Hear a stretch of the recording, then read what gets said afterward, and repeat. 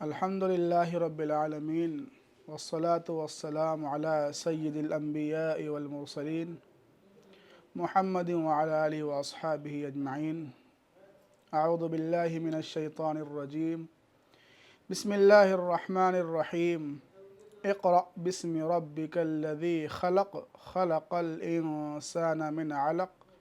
اقرأ وربک الاکرم الذي علم بالقلم علم الإنسان ما لم يعلم، صدق اللہ العظیم۔ وقال النبی صلی اللہ علیہ وسلم، طلب العلم فریضۃ علی کل مسلم، او کما قال علیہ الصلاۃ والسلام۔ محترم سامعین، اللہ رب العزت نے اپنے دین کی حفاظت کے لیے ہر دور میں ایسے افراد پیدا کیے ہیں جن کے ذریعے اسلام کی اشاعت و حفاظت ہوتی رہی ہے۔ اس کا ثبوت ہمیں تاریخ اسلام میں ہر صفحے پر بارہا ملتا ہے۔ ان تمام میں سب سے اہم کردار ان مدارس دینیہ کا رہا ہے جو رسول اکرم صلی اللہ علیہ وسلم کے دور سے جاری ہیں، جن کا آخری سرا ہم کو اصحاب صفہ کے پاس جا کر ملتا ہے، جہاں سے ان مدارس کی شروعات ہوتی ہے۔ یہ مدارس بھی اسی اصحاب صفہ کی ایک کڑی ہے۔ اسی کڑی میں بھی ایک مدرسہ عربیہ ترتیل القرآن نرنگل روڈ دیگلور بھی ہے، جو کہ ضلع ناندیڑ میں واقع ہے۔ اللہ تعالیٰ کا بڑا احسان ہے کہ اس نے اس مدرسے کے اس سال تقریباً 25 سال مکمل فرمائے ہیں، اور ابھی مدرسہ نے اپنے 25 سالہ ربع صدی جشن یعنی کہ سلور جبلی پروگرام بھی منعقد کیا تھا، جو کہ بڑے تزک و احتشام سے منایا گیا، اور اس میں تمام ابناء قدیم فارغین حفاظ جمع ہوئے تھے۔ اللہ تعالیٰ نے رواں سال اپنے وسیع مشن کی خدمت کی طرف خصوصی توجہ دے کر بھرپور مدرسے کو استقبال بخشا۔ اس پر ہم تمام اللہ تعالیٰ کا شکر ادا کرتے ہیں۔ محترم سامعین، میں آپ کو مدرسے کا مختصر تعارف کراتا چلوں کہ اس مدرسے کا قیام مکتب کی شکل میں مورخہ 8 جولائی سن 2000 عیسوی کو بروز سنیچر کو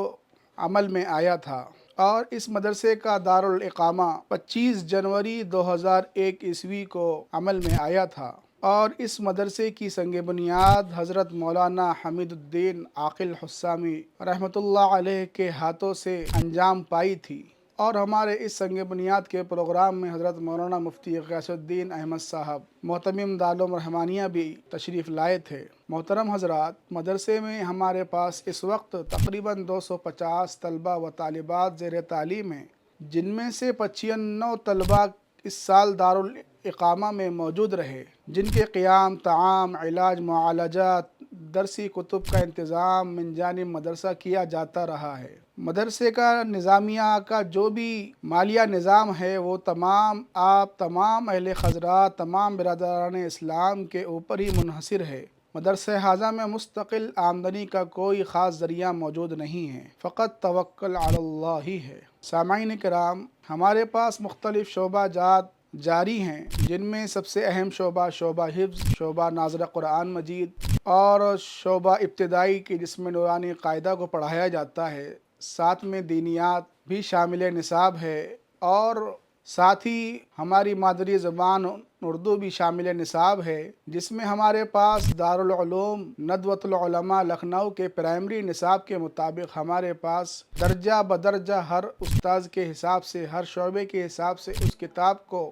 پڑھایا جاتا ہے۔ اسی طرح وقت کے تقاضے کو سامنے رکھتے ہوئے ہمارے پاس عصری علوم کی طرف زور دیتے ہوئے عصری علوم میں ہمارے پاس مراٹھی، ریاضی، حساب اور انگلش بھی شامل نصاب ہے، جس میں سے ریاضی اور انگلش کو ہم دارالعلوم ندوۃ العلماء لکھنؤ کے نصاب کے مطابق پڑھاتے ہیں، اور مراٹھی ہمارے پاس مہاراشٹر کے سرکاری اداروں کے نصاب کے مطابق پڑھائی جاتی ہے۔ سامعین کرام، اسی طرح سے ہمارے پاس عصری تقاضوں کو مد نظر رکھتے ہوئے شعبہ کمپیوٹر کا قیام بھی 2014 میں عمل میں آیا تھا، جو اب تک الحمدللہ جاری ہے اور اس میں طلباء کو مختلف سافٹ ویئر سکھائے جاتے ہیں تاکہ وہ مقالہ جات کو بنانا سیکھ کر تبلیغ دین کا مؤثر طریقے سے انجام دے سکیں۔ اسی طرح سے شعبہ خطابت میں ہمارے پاس ایک بزم ہے، بزم انجمن اصلاح اللسان، جن میں شعبہ حفظ و شعبہ ناظرہ کے طلباء حصہ لیتے ہیں، اور ہر جمعرات کو بعد نماز ظہر ہمارے پاس اس انجمن کا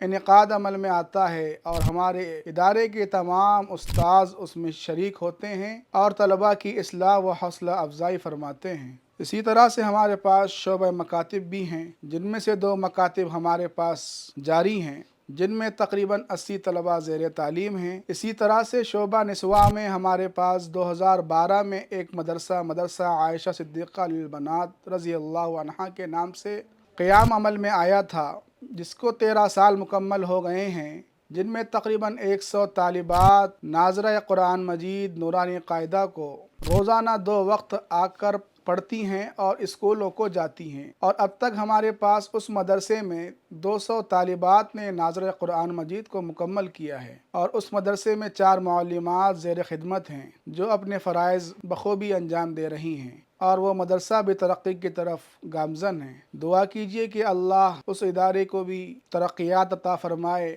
اور ہم تمام ذمہ داران میں اخلاص پیدا فرمائے، اور ہمارے ان تمام اعمال کو اور ہمارے ان تمام خدمات کو قبولیت بخشے۔ آمین ثم آمین۔